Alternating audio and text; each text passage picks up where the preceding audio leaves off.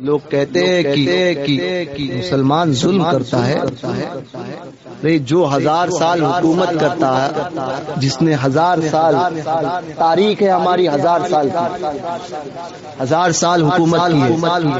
سوچو اگر 1000 سال میں حکومت ہوتی، کسی کو مل اگر چاہتے تو چن چن کے مارتے، چن چن کے مارتے. ہمارے انصاف کا تقاضا دیکھو کہ ہم نے تمہیں رہنے دیا. ارے انگریز کو 150 سال برداشت نہیں کر پائے اور مسلمان 1000 سال. اس سے بڑی دلیل ہماری حقانیت کی، اور اس سے بڑی دلیل ہمارے عدل و انصاف کی کیا ہو سکتی ہے؟ تم تو 10 سال میں جو ہے وہ رنگ دکھا رہے ہیں. 10 سال تمہیں ہم برداشت نہیں ہو رہے ہیں. ارے ہم نے 1000 سال تمہیں پناہ دی، 1000 سال تم رہے ہماری حکومت، 1000 سال تم نے رہے نکالے ہیں ہماری چھتر چھایا میں. سمجھے؟ اور اب بھی غریب نواز کی چھتر چھایا میں ہو، اس کی وجہ سے بچے ہو. سمجھے؟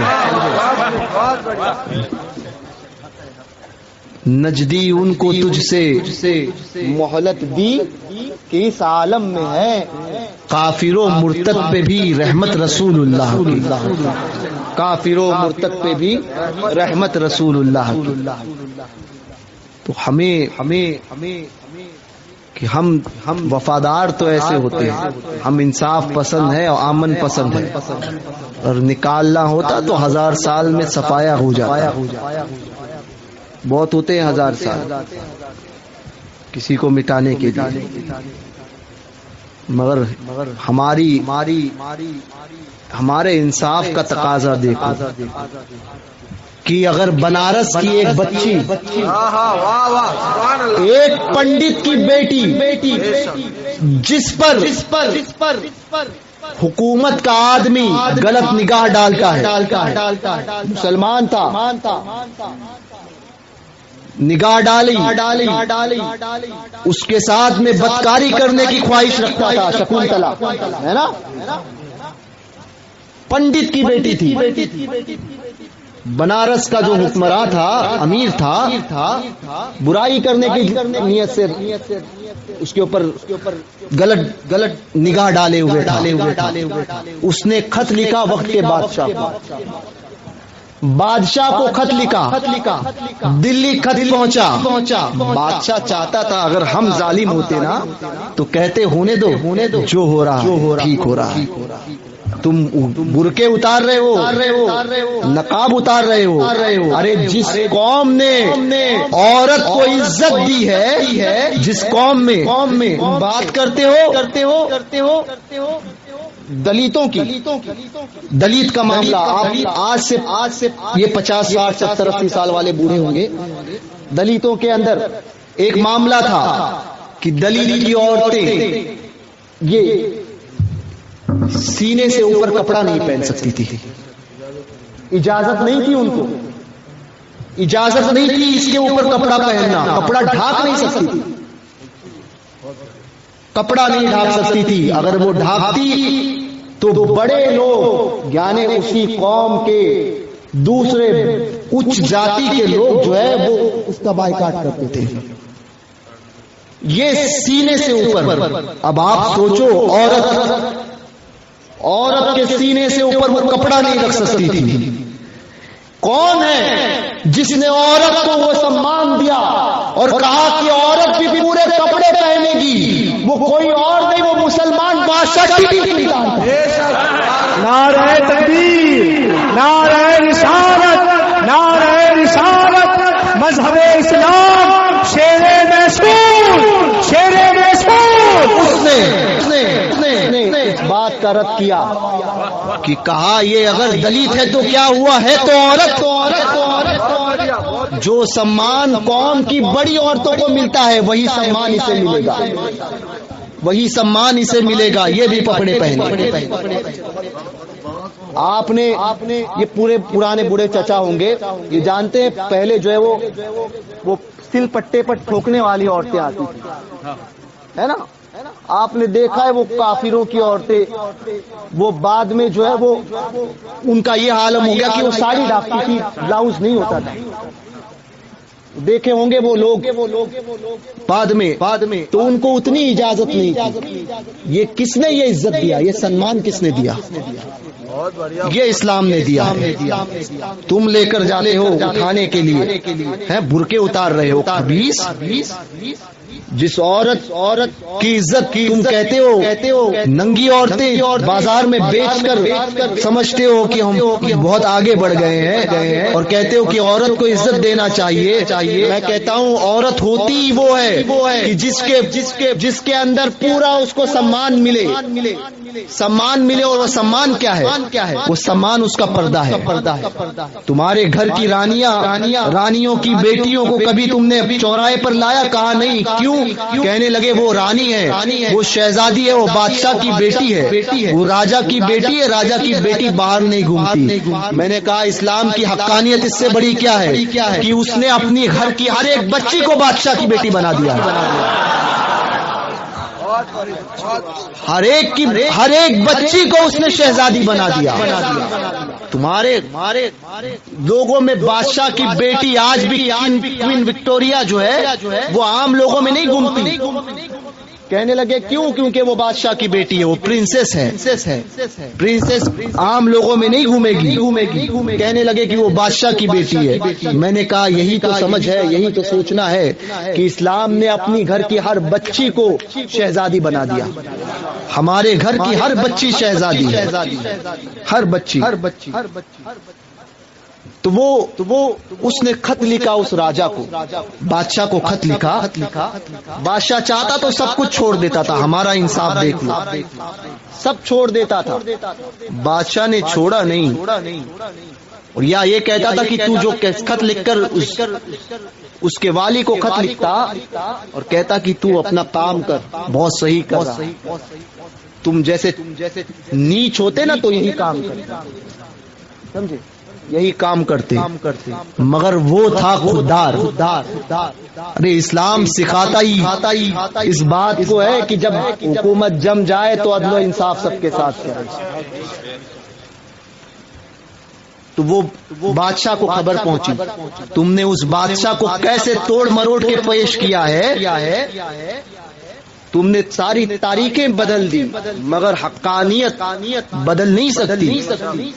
سورج حق، اس سورج سچائی نا جس پر گرہن بھی لگ جائے نا، گرہن سمجھتے ہو، گرہن بھی لگ جائے تب بھی وہ بتاتا ہے چاروں طرف سے نکل کر، پورا گرہن بھی نکل جائے تو سائڈ سے شعاعیں بتاتی ہے کہ نہ سورج یہی ہے۔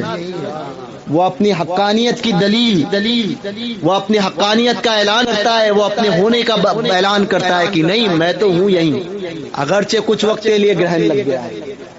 تو سچائی کو چھپایا جا سکتا ہے، مٹایا نہیں جا سکتا، مٹایا نہیں جا سکتا۔ چند بادل آنے سے سورج کی حقانیت نہیں ختم ہو سکتی۔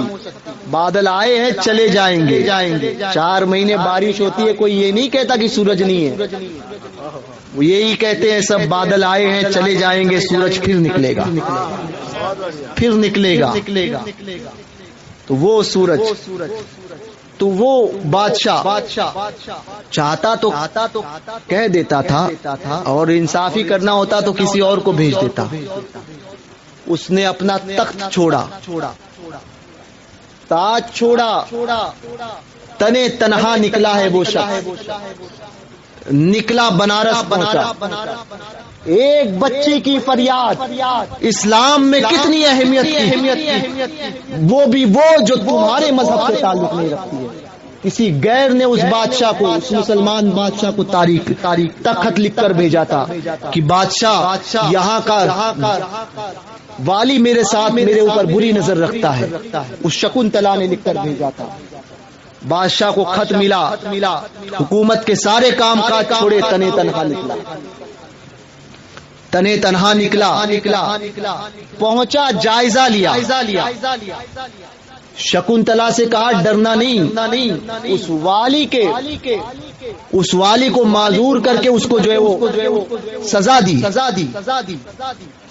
دی اور شکنتلا کی عزت کا جو ہے وہ عزت کی حفاظت فرمائی, اس کے گھر کی حفاظت فرمائی, قوم کی اس بچی کی حفاظت فرمائی کہ وہ بادشاہ جانتا تھا کہ یہاں پر بات ہندو مسلم کی نہیں بلکہ بات یہ ہے کہ عورت کی عزت کی بات ہے.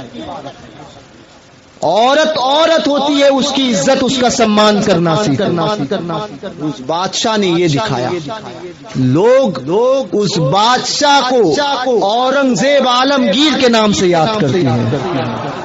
اورنگزیب عالمگیر جو وقت کا ایسا بادشاہ تھا کہ جس نے اسلام میں, جس نے ہندوستان میں عدل و انصاف کو ایسا قائم کیا کہ میرا امام احمد رضا کہتا ہے, فرماتے ہیں میرے سرکار اعلی حضرت کی احمد رضا کا قلم اور امام احمد رضا کا قلم اور اورنگزیب عالمگیر کی تلوار اگر ایک وقت میں ہو جاتی تو ہندوستان سے وہابیت کا خاتمہ کر دیتی.